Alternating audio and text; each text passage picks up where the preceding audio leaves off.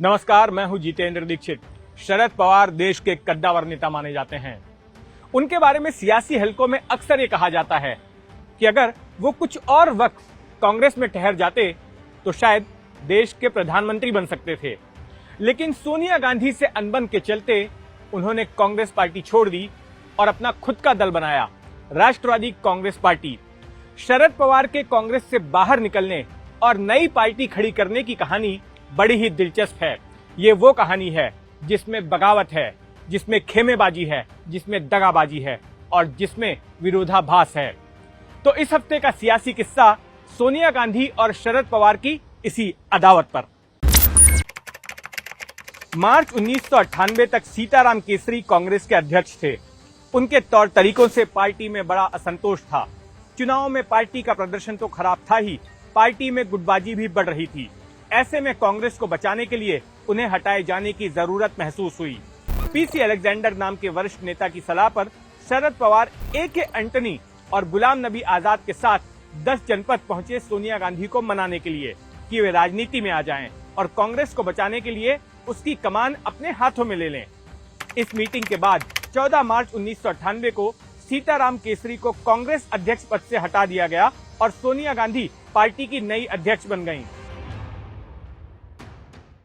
लेकिन जिन शरद पवार ने सोनिया गांधी को राजनीति में लाने के लिए और उन्हें कांग्रेस अध्यक्ष बनाने के लिए अहम भूमिका निभाई थी, उन्हीं शरद पवार के साथ सोनिया गांधी का 36 का आंकड़ा हो गया। आखिर मैडम गांधी से क्यों पंगा हो गया शरद पवार का? इसके पीछे थी पवार की बागी इमेज। पवार सियासत में लोगों को चौंकाने के लिए जाने जाते थे।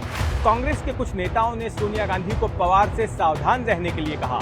इसके लिए उन्होंने गांधी को 1978 की घटना याद दिलाई, जब शरद पवार ने इंदिरा गांधी को अनसुना करके बगावत की थी और खुद महाराष्ट्र के मुख्यमंत्री बन बैठे थे। पवार विरोधियों ने सोनिया गांधी के मन में ये बात भी भर दी कि उनके पति राजीव गांधी भी शरद पवार को पसंद नहीं करते थे। सोनिया गांधी का शरद पवार के प्रति अविश्वास का नतीजा ये हुआ कि शरद पवार जो भी फैसले करते थे, सोनिया गांधी उन्हें पलट देती थी। मिसाल के तौर पर अगर शरद पवार ये तय करते थे कि पीसी चाको लोकसभा में पार्टी की ओर से बहस की शुरुआत करेंगे, तो सोनिया गांधी इस फैसले को ओवररूल कर देती थी और ये जिम्मेदारी किसी और को दी जाती थी। शरद पवार को उस वक्त बड़ा झटका लगा जब उनकी गैर मौजूदगी में कांग्रेस संसदीय दल के संविधान में बदलाव किया गया और सोनिया गांधी को संसदीय दल का नेता चुन लिया गया। शरद पवार खुद को इस पद पर चुने जाने की उम्मीद लगाए बैठे थे। पवार सोच में पड़ गए कि जो महिला ना तो लोकसभा की सदस्य है और ना ही राज्यसभा की, वो संसदीय दल की नेता कैसे हो सकती है?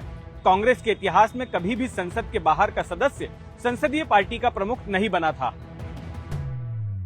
इस घटना के बाद सोनिया गांधी और शरद पवार के बीच की दूरियां और भी बढ़ गईं और ये कड़वाहट अपने चरम पर उस वक्त पहुंच गई जब 12वीं लोकसभा का गठन हुआ। विभिन्न संसदीय कमेटियों में कांग्रेस की ओर से कौन कौन प्रतिनिधि होगा, इसकी एक लिस्ट शरद पवार और सोनिया गांधी ने मिलकर तैयार की। ये लिस्ट पवार ने तत्कालीन लोकसभा स्पीकर जीएमसी बालयोगी को सौंप दी। लेकिन कुछ ही वक्त बाद स्पीकर बालयोगी ने पवार को अपने केबिन में बुला लिया।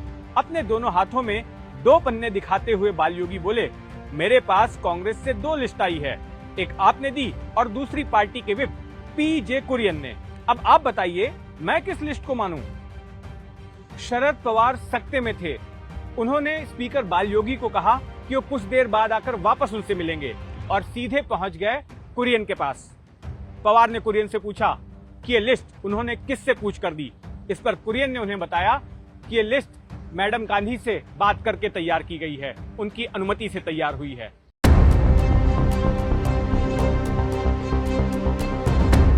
पवार चौंक गए क्योंकि खुद उनकी लिस्ट को सोनिया गांधी ने मंजूर किया था। फिर ये दोहरा खेल कैसे हो रहा था? वे सोनिया गांधी के पास पहुंचे और उनसे पूछा कि आपने कुरियन को लिस्ट देने के लिए क्यों कहा। इस पर सोनिया गांधी ने बिना कोई कारण बताते पवार को सिर्फ इतना ही कहा, आप अपनी लिस्ट वापस ले लें। उस वक्त तो पवार ने जहर का घूंट पी लिया, लेकिन उनके मन में बेचैनी शुरू हो गई।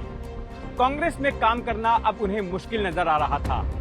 इस बीच मई 1999 में लोकसभा चुनाव से पहले सोनिया गांधी ने अचानक कांग्रेस वर्किंग कमेटी की एक मीटिंग बुला ली और उसमें पूछा कि मैं भारत में पैदा नहीं हुई हूं, क्या ये मुद्दा पार्टी को चुनाव में नुकसान पहुंचा सकता है?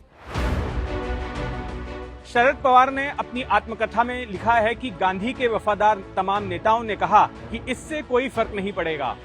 अर्जुन सिंह ने तो यहाँ तक कह दिया कि आपने देश को अपनाया है, आप देशवासियों के लिए राष्ट्रमाता हो। A.K. एंटनी, गुलाम नबी आजाद और अंबिका सोनी ने भी सोनिया गांधी के प्रति अपनी वफादारी जताई, लेकिन जब P.A. संगमा ने बोलना शुरू किया तो मीटिंग का माहौल बदल गया। संगमा ने दो टूक शब्दों में कहा कि सोनिया गांधी के विदेशी मूल का मुद्दा कांग्रेस को चुनाव में नुकसान पहुंचा सकता है। कुछ नेताओं ने उनको रोकने की कोशिश की, लेकिन संगमा बोलते गए। तारिक अनवर ने भी संगमा की बात का समर्थन किया। मीटिंग में माहौल एकदम गर्म हो गया, लेकिन ताबूत में आखिरी कील शरद पवार ने ठोक दी। उन्होंने कहा कि लोग ये सवाल जरूर पूछेंगे कि अरबों लोगों की आबादी वाले देश में कांग्रेस को क्या कोई भारतीय नेता नहीं मिला? शरद पवार की ये बात सोनिया गांधी को खटक गई और उन्होंने मीटिंग खत्म कर दी और इसके बाद कांग्रेस अध्यक्ष पद से अपना इस्तीफा दे दिया। जले पर नमक एक खत में भी छिड़का, जो शरद पवार, तारिक अनवर और P.A. संगमा ने सोनिया गांधी को लिखा था।